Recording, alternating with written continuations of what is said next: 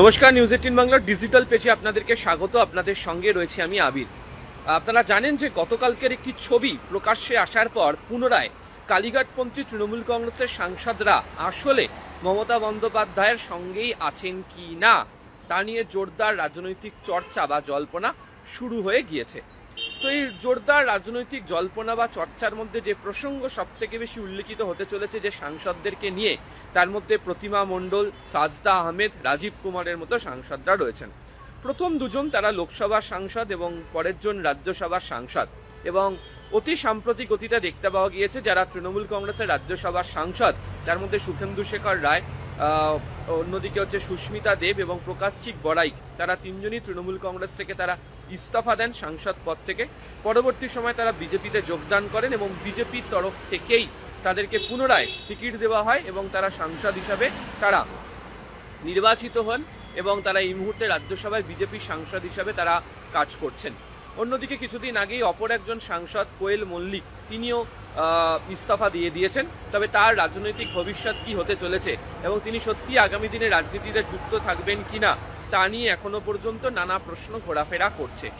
এরই মধ্যে দাঁড়িয়ে গতকালকে কেন্দ্রীয় জলশক্তি মন্ত্রকের যে বৈঠক, সেই বৈঠকে রাজীব কুমারকে দেখতে পাওয়া যায় এবং সূত্রের খবর সেখানে এনসিপিআই এর সাংসদ কাকলি ঘোষ দস্তিদারের সঙ্গে বেশ কিছুটা সময় কথা বলতে দেখতে পাওয়া গিয়েছে হচ্ছে রাজীব কুমারকে। ফলে তা নিয়েই জল্পনাটা আরো বেশি বৃদ্ধি পেতে শুরু করে। প্রসঙ্গত আপনারা জানেন যে কিছুদিন আগেই কিছু সোশ্যাল মিডিয়ার পোস্ট এবং সেই সোশ্যাল মিডিয়া পোস্টকে ঘিরে বিভিন্ন রকম আলোচনা শুরু হয়েছিল এবং যে আলোচনা দানা বাঁধতে শুরু করে তার মধ্যে উল্লেখযোগ্যভাবে কি ছিল, সেই আলোচনায় উল্লেখযোগ্যভাবে উঠে আসে কি যে তৃণমূল কংগ্রেসের দুই সাংসদ, সেই দুই সাংসদের তরফ থেকে নাকি এনসিপিআই এর সঙ্গে যোগাযোগ করা হচ্ছে। বলা ভালো তার মধ্যে এক সাংসদকে নিয়ে এর আগে এনসিপিআই এর সঙ্গে আলোচনা হয়েছিল, যদিও তিনি সেই মুহূর্তে তিনি কালীঘাটপন্থী তৃণমূল কংগ্রেসের সাংসদ হিসাবেই নিজেকে দেখতে পছন্দ করছিলেন এবং তিনি সেই রাজনৈতিক দলেই আছেন এই বার্তা বারবার ধরে দেওয়ার চেষ্টা করেছিলেন। কিন্তু মাঝে বেশ কিছু রাজনৈতিক পটভূমি বদলে যায়, রাজনৈতিক পরিস্থিতি বদল হতে শুরু করে। তো এই বদলে যাওয়া রাজনৈতিক পরিস্থিতির মধ্যে দাঁড়িয়ে এই দুই সাংসদ আগামী দিনে সত্যি কালীঘাটপন্থী তৃণমূল কংগ্রেসের সদস্য হিসেবে থাকবেন নাকি তারা তাদের অবস্থা বদল করবেন তা নিয়ে এই জল্পনাটা ক্রমাগত বৃদ্ধি পেতে শুরু করে দিয়েছে।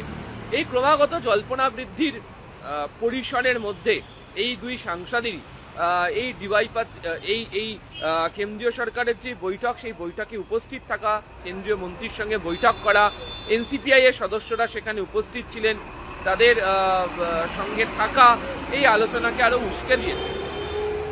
যদি আমরা কথা বলেছিলাম জয়নগরের তৃণমূল কংগ্রেস সাংসদ প্রতিমা মণ্ডলের সাথে, প্রতিমা মণ্ডলের তরফ থেকে বলা হচ্ছে যে তিনি সুন্দরবন এলাকার সাংসদ, সেই এলাকাতে পানীয় জল নিয়ে বেশ কিছু সমস্যা রয়েছে। এই পানীয় জলের সমস্যা মেটানোর জন্য এর আগেও তারা একাধিকবার কেন্দ্রীয় মন্ত্রীর সঙ্গে বৈঠক করেছেন এবং সেই বৈঠকে যখন তৃণমূল কংগ্রেসের অনেক সাংসদ বা বিভিন্ন প্রতিনিধিরা যখন গিয়েছিলেন, সেই প্রতিনিধি দলের সদস্য হিসেবে তারা আগেই গিয়েছেন। ফলে এখন নতুন করে তার এলাকাতেই পানীয় জলের সমস্যা সংক্রান্ত বিষয় নিয়ে আলোচনা করতে যাওয়া বা দেখা করার মধ্যে কোথাও অন্যায় নেই বলেই তিনি জানাচ্ছেন। তবে যেভাবে তাদের ছবি ভাইরাল হয়েছে, যারা তাদেরকে ঘিরে যে ধরনের রাজনৈতিক আলোচনা শুরু হয়েছে এবং তাদের আগামী দিনে রাজনৈতিক পদক্ষেপ কি হতে চলেছে তা নিয়ে যখন জোরদার আলোচনা চলছে, সেই প্রসঙ্গ উত্থাপন করতে গিয়ে তিনি উল্লেখ করছেন বা তিনি বলছেন সেটা হচ্ছে যে সুন্দরবন এলাকার একাধিক জায়গাতে এখনো পর্যন্ত সম্পূর্ণভাবে পানীয় জল বাড়ি বাড়ি গিয়ে পৌঁছয়নি। বহু জায়গাতে যে রিজার্ভার রয়েছে, যে ওভারহেড ট্যাঙ্ক রয়েছে, সেগুলিতে নানা ধরনের সমস্যা দেখা দিয়েছে। ফলে মানুষ তাদেরকে ভোট দিয়ে জিতিয়েছে। 2029 পর্যন্ত তিনি সাংসদ রয়েছেন।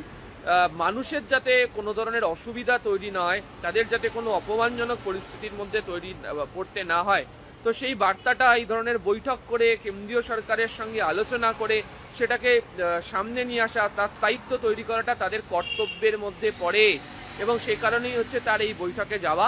এবং তিনি আগামী দিনে এমন কোনো আরও যদি সরকারি বৈঠকে যদি ডাকা হয় এবং তিনি যদি দিল্লিতে উপস্থিত থাকেন, অবশ্যই সেই বৈঠকে তিনি যাবেন। ইতিমধ্যেই প্রতিমা মণ্ডলের যাওয়া বা সাজদা আহমেদের যাওয়া, রাজীব কুমারের যাওয়া, তা নিয়ে কালীঘাটপন্থী তৃণমূল কংগ্রেসের নেতাদের মধ্যেও একটা আলোড়ন ফেলে দিয়েছে। রাজনৈতিকভাবে আলোচনা শুরু হয়ে গেছে এবং অনেকেই ইতিমধ্যে বলতে শুরু করে দিয়েছেন যে তারা কি সত্যি তাদের দলের অনুমতি নিয়ে এই বৈঠকে যোগ দিতে গিয়েছিলেন। তার কারণ হচ্ছে যে এই ধরনের বৈঠকগুলো যাওয়ার ক্ষেত্রে কালীঘাটপন্থী তৃণমূল কংগ্রেসের কার্যত একটা অলিখিত নির্দেশ ছিল যে এই ধরনের বৈঠক করার আগে তারা কি নিয়ে আলোচনা করবেন, কেন করবেন, কাদের সঙ্গে দেখা করবেন, তা নিয়ে যেন তাদের সঙ্গে কথা বলা হয়।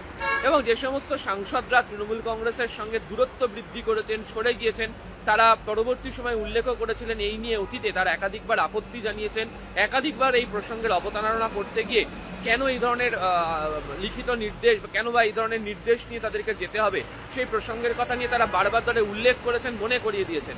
কিন্তু এদিনকে তাদের এই যাওয়াকে নিয়েও জোরদার চর্চা। সূত্রের খবর, লোকসভা এবং রাজ্যসভার যারা দলনেতারা রয়েছেন তাদের তরফ থেকে এই সংক্রান্ত বিষয়ে রিপোর্ট চাওয়া হচ্ছে, তারা কথা বলছেন এবং সেই কথা বলার প্রেক্ষিতে তারা কি জানান, কেন গিয়েছিলেন সেই সংক্রান্ত বিষয়ে হয়তো কোনো বার্তা কালীঘাটপন্থী তৃণমূল কংগ্রেসের তরফ থেকে দেওয়া হবে। তবে প্রসঙ্গত প্রতিমা মণ্ডল হোক, সাজদা আহমেদ হোক, তাদের বক্তব্য, তারা যেহেতু মানুষের ভোটে নির্বাচিত এবং তারা মনে করছেন যে মানুষের জল অত্যন্ত প্রয়োজন এবং এই বাড়ি বাড়ি পানীয় জল পৌঁছে দেওয়ার ক্ষেত্রে যে ব্যবস্থা কেন্দ্রীয় সরকার করছে সেই সংক্রান্ত বিষয়ে তাদের আলোচনা করাটা অত্যন্ত জরুরি, সে কারণেই তারা গিয়েছিলেন এবং আগামী দিনেও এই ধরনের বৈঠকগুলির ক্ষেত্রে তারা যাবেন এবং আলোচনা সারবেন। ফলে এর সঙ্গে তাদের যাওয়াকে ঘিরে যে রাজনৈতিক আলোচনা শুরু হয়েছে, যে রাজনৈতিকভাবে যেভাবে গোটা বিষয়টিকে দেখা হচ্ছে তাকে গুরুত্ব দিতে রাজি নন তারা। আর অন্যান্য আপডেটের জন্য নজর রাখুন নিউজ 18 বাংলা ডিজিটাল পেজ। আপাতত ধন্যবাদ।